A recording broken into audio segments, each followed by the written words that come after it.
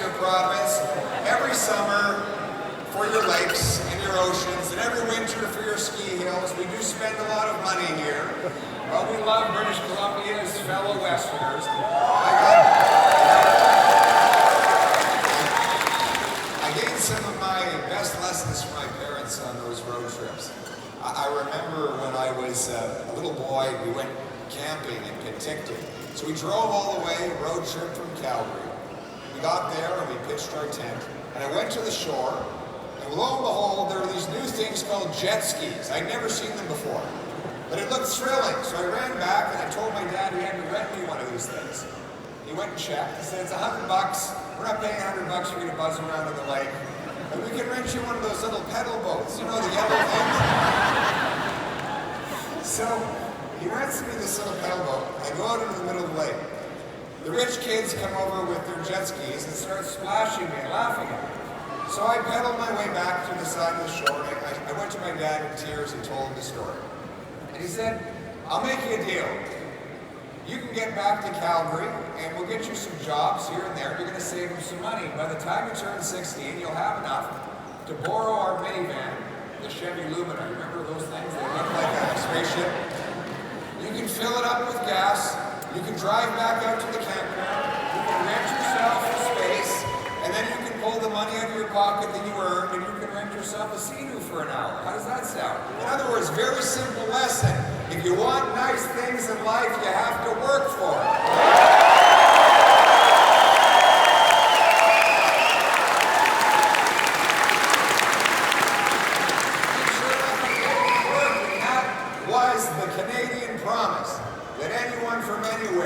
Achieve anything. If they worked hard, they can have a beautiful home on a safe street, protected by brave troops under a proud Canadian flag.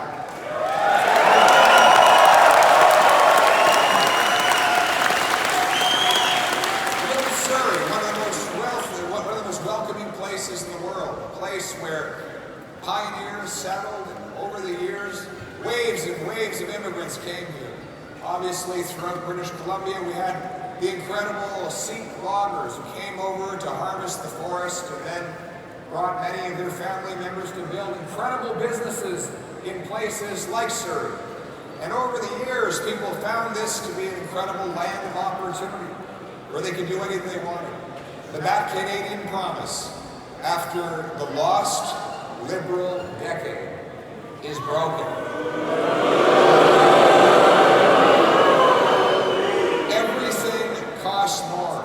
With the worst inflation in 40 years. Food prices have risen about 37% faster in Canada than they did in the United States in the exact same 5-year period. Housing costs have more than doubled. It now takes about $1.2 million to buy a home, an average home, in the greater Vancouver area. In fact, Vancouver is now by far the most expensive housing market in North America and the third most expensive anywhere in the world after Liberals promised they were going to make life more affordable. And then crime, chaos, drugs, and disorder overtake our once tranquil streets as criminals who are repeatedly released onto our neighborhood streets, terrorize our citizens, sell drugs to our kids, and shatter what used to be beautiful and safe communities. Finally, our economy has been weakened by years of radical, net zero, anti-development extremists led by Mark Carney and Stephen Guilbeault, who have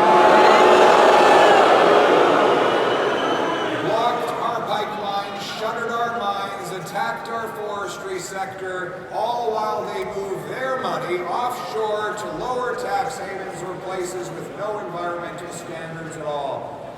My friends, our country, life has never been more expensive, our streets have never been more dangerous, our economy has never been more vulnerable, and we have never been so much under the American thumb as we are after the lost Liberal decade. But the choice in this election is whether the Liberals deserve a fourth term or whether it is time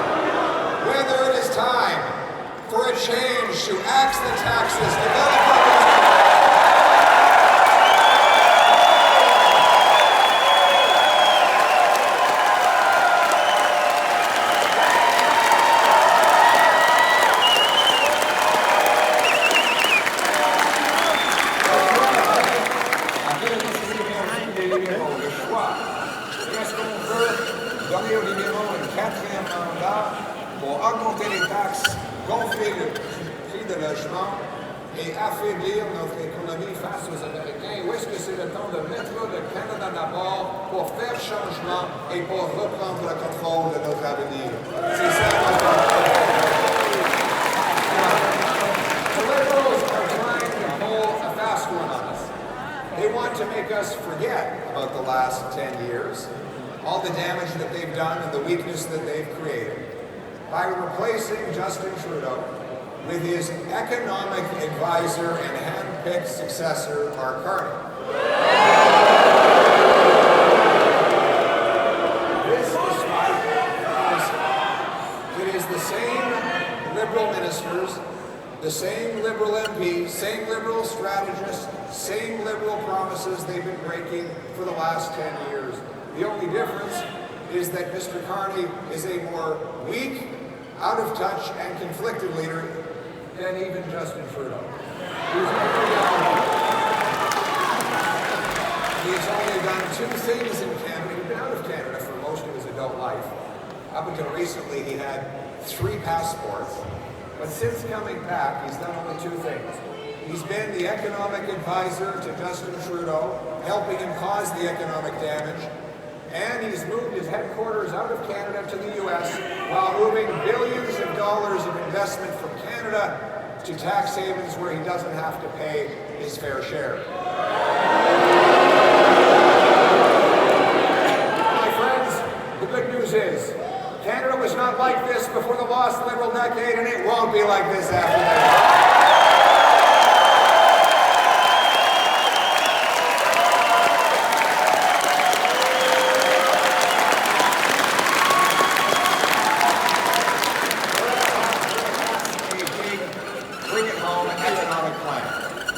Starts with cutting the taxes of the workers, the investors, the businesses, the farmers, the people who build our country.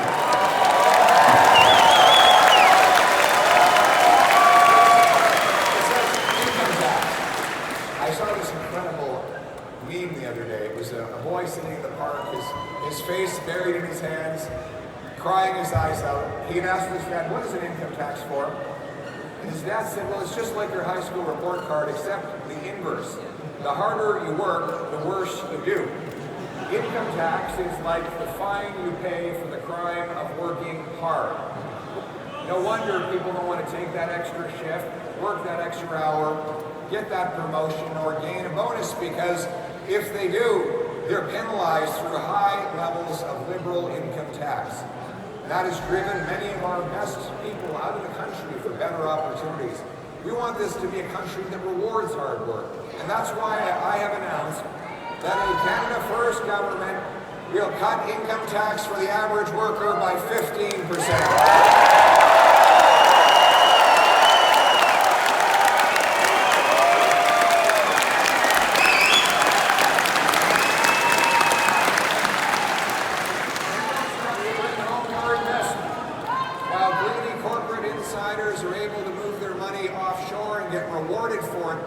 With lower taxes, here in Canada, you're punished with high taxes on investment. It should be exactly the opposite. We need more investment in Canada. In fact, we in Canada only get about $15,000 of investment for every worker in the country. In the States, it's $28,000. We only get 65% per capita investment compared to the rest of the developed world. That means that our workers, though they are the best in the world, don't get the tools and technology to produce more and therefore bring more home.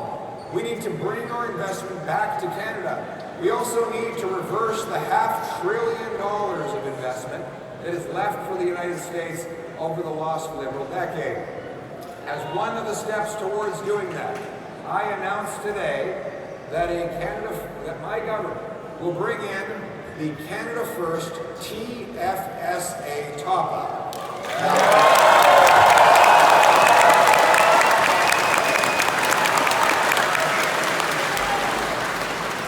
The previous Conservative government, with the help of Mark Straw, and you were too young to be around at the time.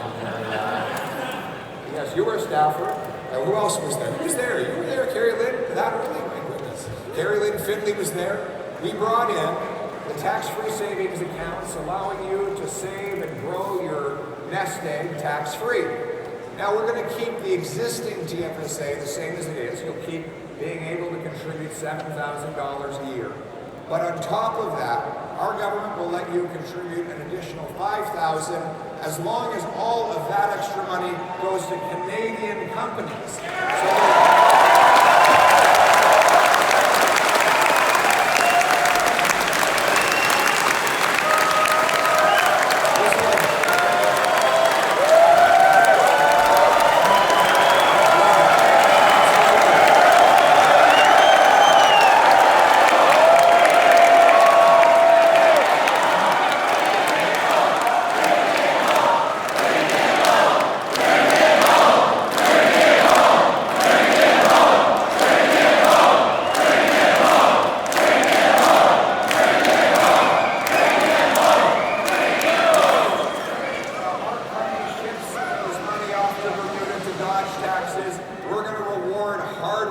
Canadians who set aside money by investing in Canadian companies. They will use that money to buy Canadian equipment, build Canadian factories, Canadian mines, Canadian pipelines, and pay wages to Canadian workers.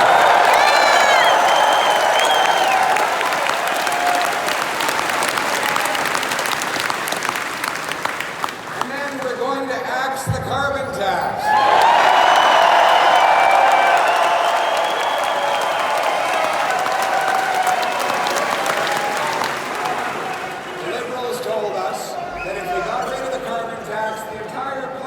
Be lit on fire. They said the carbon tax was the only way to stop forest fires. That's funny. I always thought you put fire out with water, not with taxes. They have senior ministers that are still in the cabinet who said they would resign in protest if ever the carbon tax were canceled. So what did Mark Carney do? He didn't get rid of the carbon tax. In fact, the full carbon tax law is still on the books. Instead, in a few days, he's going to make it disappear from the pumps for the 30 days leading up to the election, so that Canadians will forget that there is a carbon tax until they go and vote. If, God forbid, they get back in, Carney will bring in a bigger, meaner, heavier carbon tax than ever before with no rebate.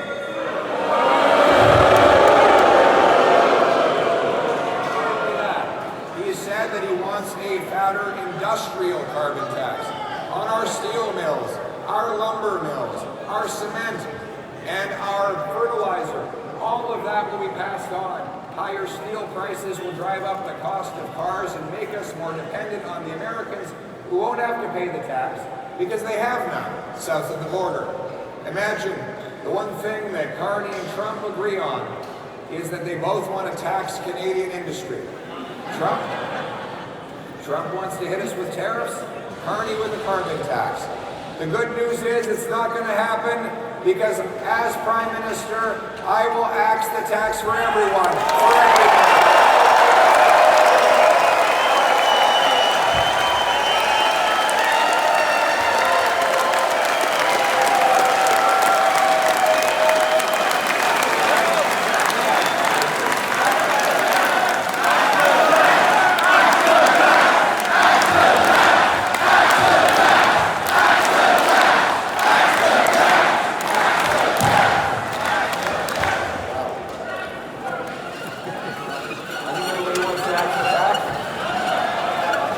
And then we're going to axe the inflation tax. You know how inflation happens. It's always the same thing. Government prints money to spend what it doesn't have. That money goes out into the marketplace and bids up the cost of goods. It doesn't make us richer to have more cash if there's not more stuff to buy with that cash. If you have an economy with 10 apples and $10, it's $1 an apple. Now, if you double the number of dollars to 20, but you still have only 10 apples, it's not that you're twice as rich, it's just that each apple now costs twice as much. That's inflation. As the advisor to Justin Trudeau, Mark Carney pushed more money printing. He said we'd have deflation. If we didn't print money. God forbid prices go down, right? And so what happened?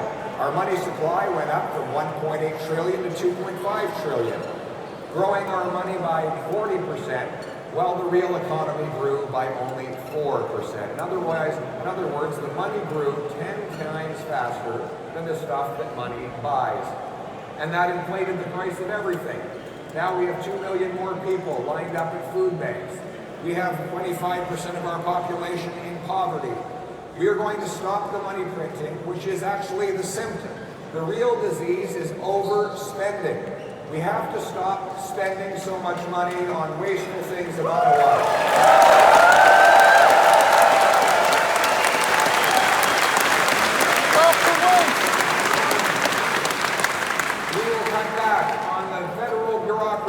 Cut back on the consultants that consume $20 billion a year. We will cut back on handouts to corporate insiders, and we will cut back foreign aid to bring our money home to our families.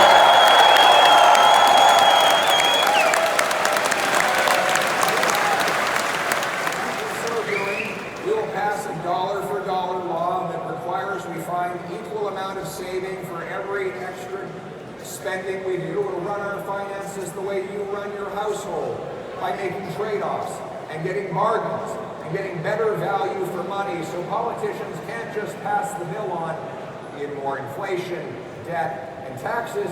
They have to actually go into their departments, dig out the waste, get better value for money, and lower the cost of government so that we don't destroy the value of the money that you earn every single day.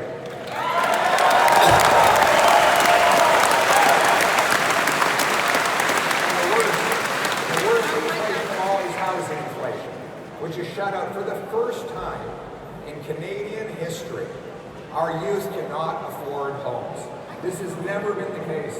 It now takes 29 years for an average British Columbia family to save up for a down payment.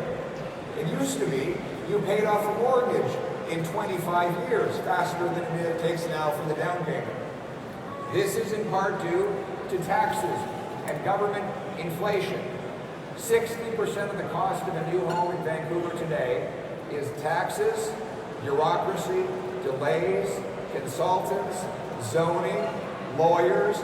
More money from a new home goes to bureaucrats in offices than goes to the carpenters, electricians, and plumbers who actually build the homes.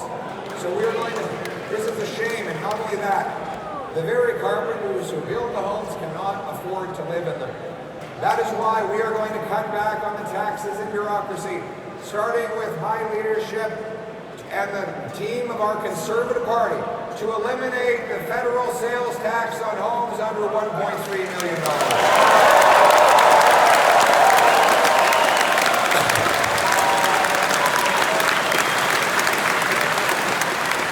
This will save a home buyer as much as $65 grand on a purchase, or $3,000 a year in mortgage payments. But furthermore, we will incentivize municipalities through federal infrastructure money to speed up permits, free up land, and cut development charges to build 15% more homes per year. And finally, we will sell off 6,000 federal buildings and thousands of acres of federal land to build.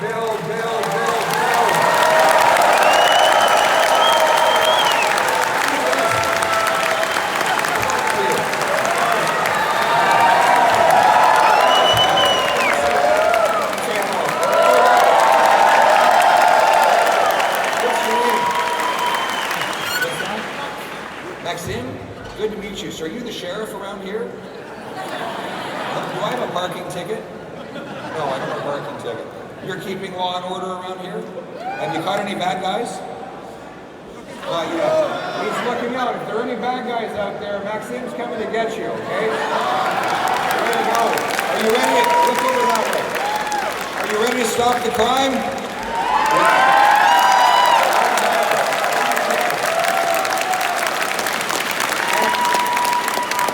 When you grow up, you want to own your own house? Do you think we should put Canada first?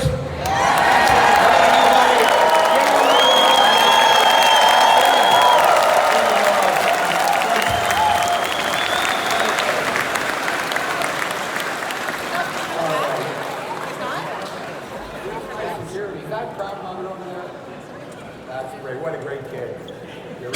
He's going to be a cop one day? Good. Excellent. We need more. We love our police. Give it up for the police.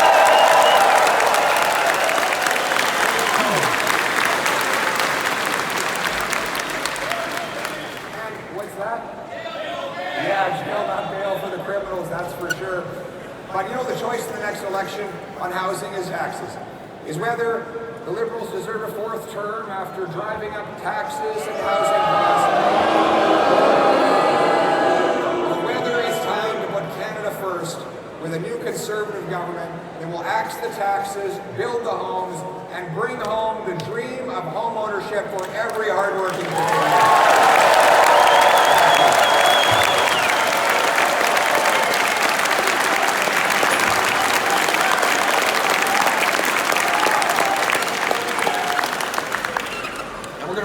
Jobs. We're going to bring home our jobs from around the world. And that starts by repealing the anti-energy and resource laws in order to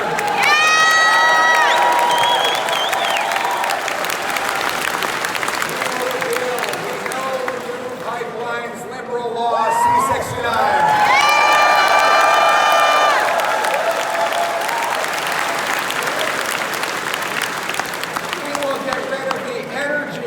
That Carney has imposed on our oil and gas sector.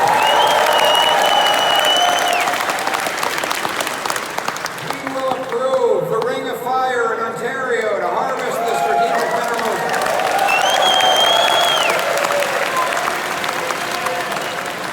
We will give rapid approval through something called shovel-ready zones, where we'll go out, we'll draw a circle around different land masses that are perfect for mines, pipelines, power stations, or other things.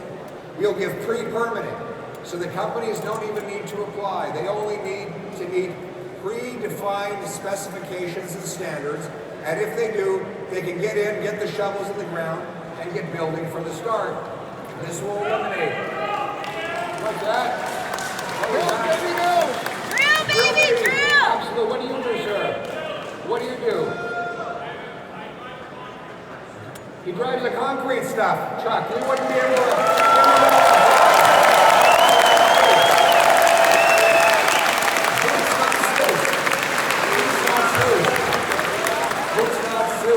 That's what we need. The hardworking people who build stuff are going to have a chance to do it. You know, we have such incredible blessings. We should be the richest country in the world.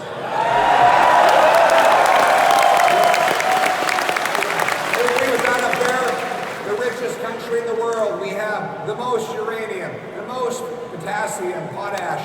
We have the third biggest supply of oil, the fifth biggest supplier of natural gas. We have the most oceanic coastline of any nation on Earth. We have the sixth biggest supply of lithium.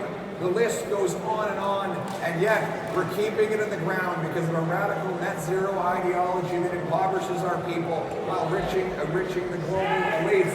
We have clean electricity that can power these data centers. You know, like Microsoft and Meta and these other big companies, Alphabet, they're all building their own nuclear power plants to feed these data centers.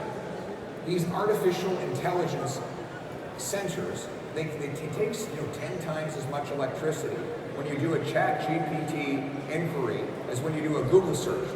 Artificial intelligence. We have that in the government too. Just a different type. It's just a different type. But we have the electricity in Canada to power these things.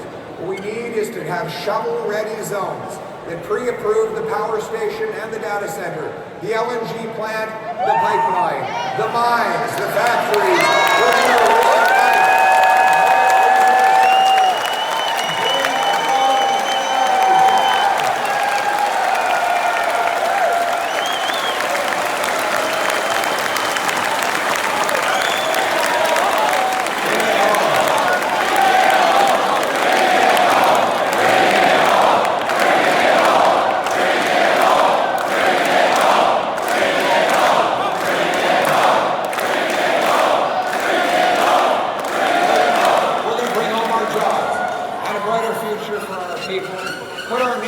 back in charge of its own future. And our nation will be strong and able to stand up against President Trump or any future American president, because we will be self-sufficient, self-reliant, and strong.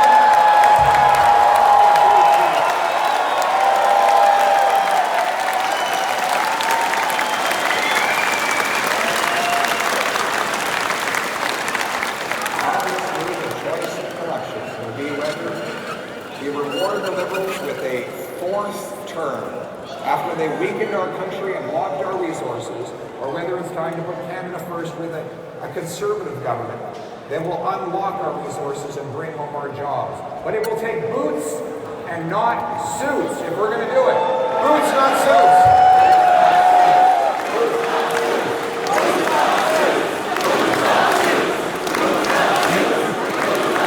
Do we have any tradespeople here today?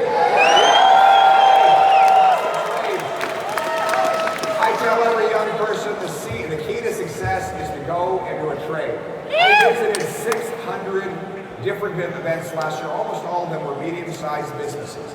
And everywhere I go now, these businesses, they're not run by lawyers. No offense, I know Carrie Lynn's a great lawyer. I'm very afraid to upset Carrie Lynn. She's my rep. She's a deadly woman. She keeps me in line. And what have you got there? Looks like you've got a stick or something. Don't hit me with that. Oh, you've got a great flag. That's excellent. There we go. Carrie Lynn Finley. Get up to Carrie Lynn.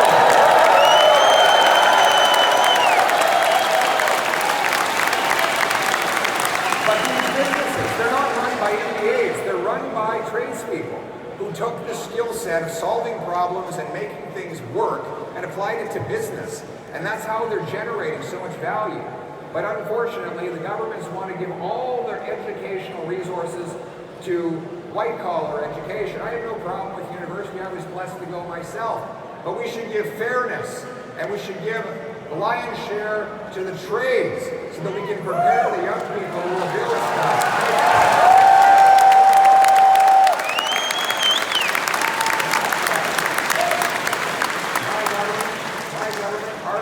Conservative government will put Canada first and put our tradespeople first by bringing back the $4,000 apprenticeship grant and funding union training halls for 350,000 young people trained to go into Canada.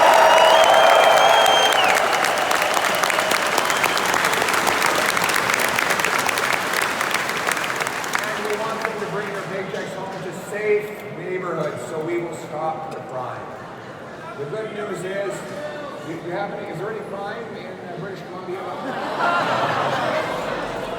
Wild, isn't it? The stories are crazy. It's incredible how much crime is going on. Repeat violent offenders. The good news is we don't have a lot of criminals.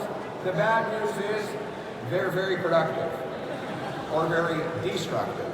A tiny group of criminals are doing all of the crime. In Vancouver, the police had to arrest the same 40 offenders 6,000 times. That means that each one of these guys was arrested. We have great police officer Jesse Sahota here.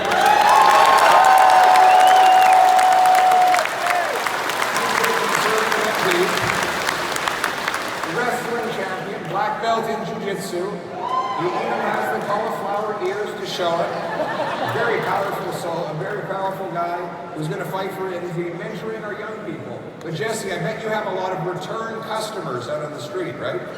You're arresting the same guy over and over. Oftentimes the criminals say they're not even afraid to get caught. They don't go through the trouble of avoiding the police because they know they'll be released before the paperwork on their latest arrest is even complete. And then they go out and offend again and again. If you're arrested every 2 days, like those 40 offenders in Vancouver, you got to be working at it all day, every day. It's hard work. You know, you got to be up at the crack of dawn to rob a bank and selling fentanyl by noon and carjacking by 2 in the afternoon. And these guys don't even have unions. They don't have benefits. They do get room and board. They go to prison for a few hours. It's like the Hotel to California.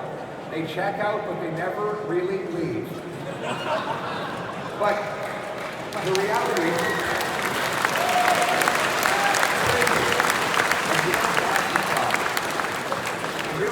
this is because of Bill C-75. I quote, that the judge is required to release the offender at the, quote, earliest opportunity under, quote, the least onerous conditions. That is what we're going to get rid of. I will repeal C-75.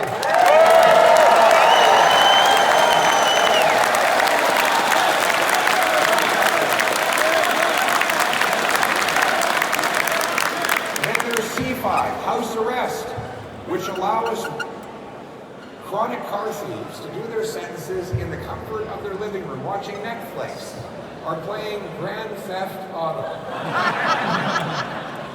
Only to go out the front door and steal again. We will repeal C5 and bring mandatory prison sentences for car thieves and others.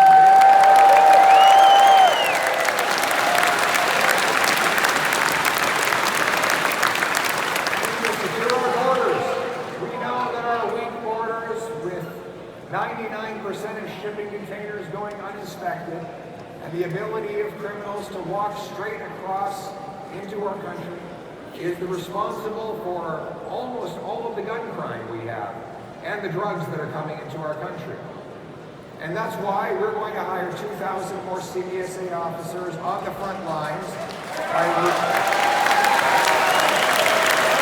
the equal number of back office bureaucrats and using that money to put frontline officers with powerful scanners that can look inside shipping containers, watchtowers that can scan the horizon of our border and stop people from coming in.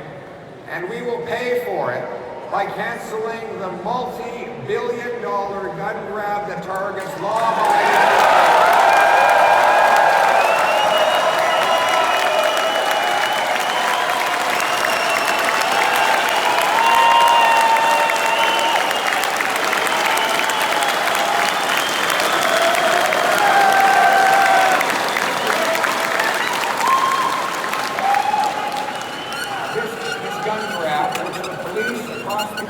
Oppose.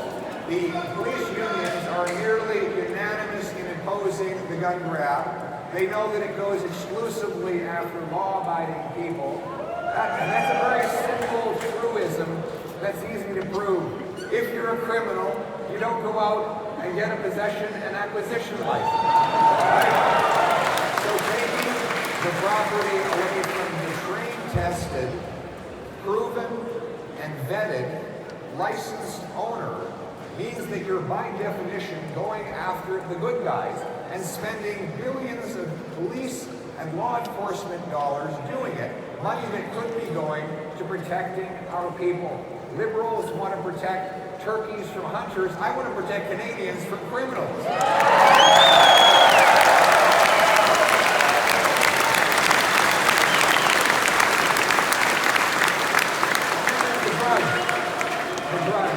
Nowhere has been more ravaged by the fentanyl drug crisis than here in British Columbia. It is a heartbreaking reality that we have lost 50,000 of our friends, neighbors, brothers, and sisters to this mass murder we call opioids. We know that the crisis started when corrupt pharmaceutical companies targeted hospitals and pharmacies with the lie that opioids were safe and non-lethal and non-addictive. And they made massive sums, even though later on email correspondence proved that they knew they were lying. They even paid bonuses for the number of people that they caused to overdose. The American government has even sued those companies and recovered $54 billion south of the border. Yet here on this side of the border, the radical liberal government not only fails to go after the drug companies and the mass criminals who perpetuate the crisis, they use your tax dollars to fund the distribution of dangerous, high-powered opioids, more powerful than heroin. Opioids that get resold to our children, and then the profits of which are used to buy even more dangerous fentanyl. They decriminalized crack, heroin, cocaine, and other hard drugs here in British Columbia. And they do nothing to stop China from sending the ingredients that are ultimately used to make this deadly poison. We also know that Mark Carney secured a $250 million loan for his company from the Chinese government. He will never stand up to Beijing. And he should be ashamed of himself for saying that the fentanyl problem was not a crisis. He should tell that to the 50,000 people who lost their lives. We know we have some loved ones there.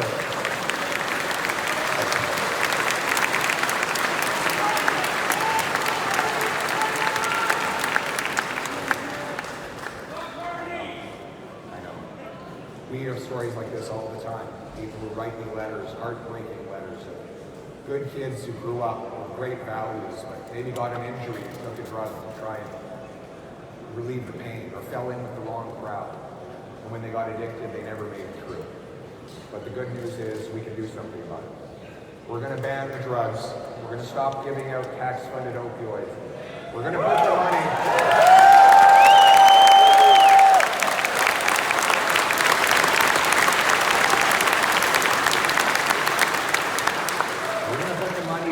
treatment and recovery, rehabilitation, so that we can help the people who are addicted cleanse their bodies of these poisons through detox, counseling, group therapy, physical exercise, yoga, sweat lodges for First Nations, transition into housing and a job. The message that I have for anyone out there that might be suffering with addiction, have hope, hang on, hope is on the way.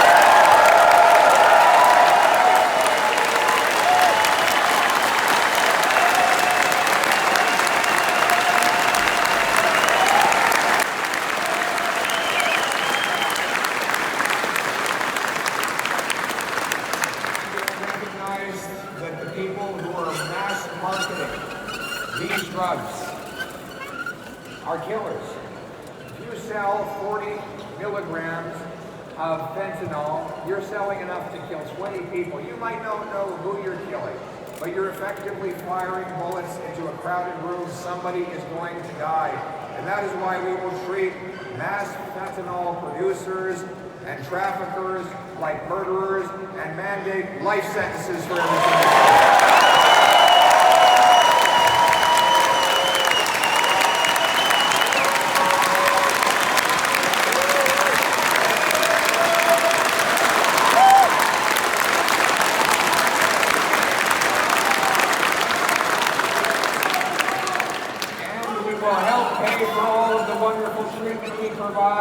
By suing the corrupt pharmaceutical companies that cause that.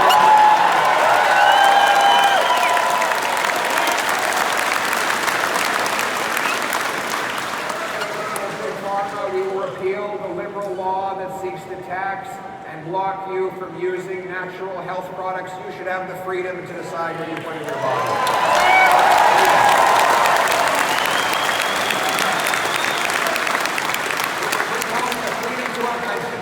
Make this the freest country in the world.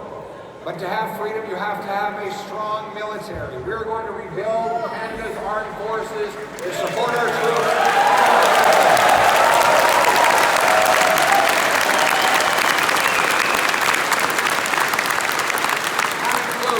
Recruiting the soldiers to fill all of our allotment, expanding our numbers in both the regular forces and the reserves. We will put money into buying 4 powerful, massive Arctic icebreakers so that we can take back control of our Arctic waters in the rest of the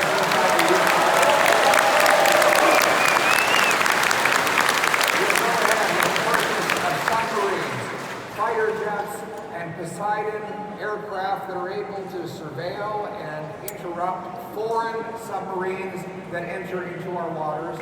We will double the size of the first patrol of the Great Canadian Rangers, and we will build the first post-Cold War Arctic base in Canada, CSB.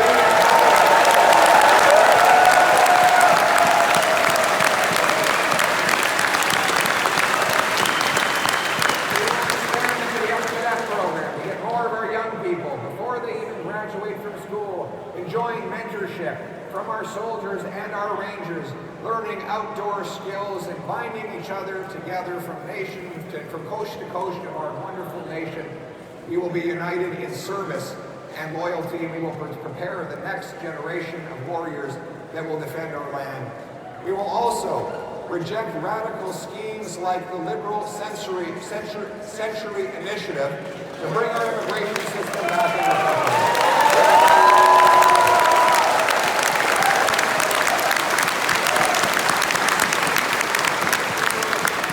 Liberals wanted to triple our population to 100 million people in a very short period of time.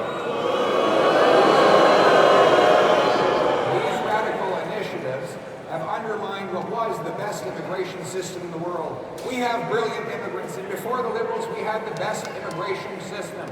We want to welcome people who can get jobs and homes and who are able to contribute in numbers that our country is able to absorb, and so we will ensure that population never grows faster than the housing stock, than the number of jobs and the availability.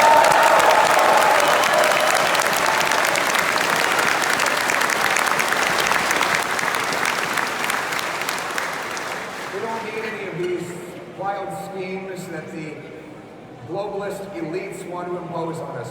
You know, Mark Carney thinks he's better than everybody here. He knows better. That he and his friends at Davos can tell us all how to live our lives. My friends, we don't need any direction from them. Canadians are smart enough to make their own decisions.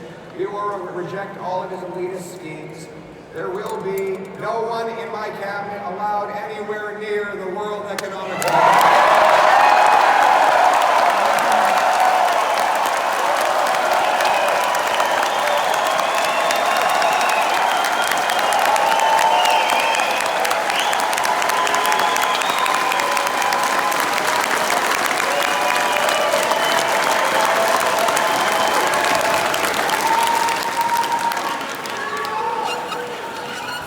Bring home our democratic control and put it in the hands of the people.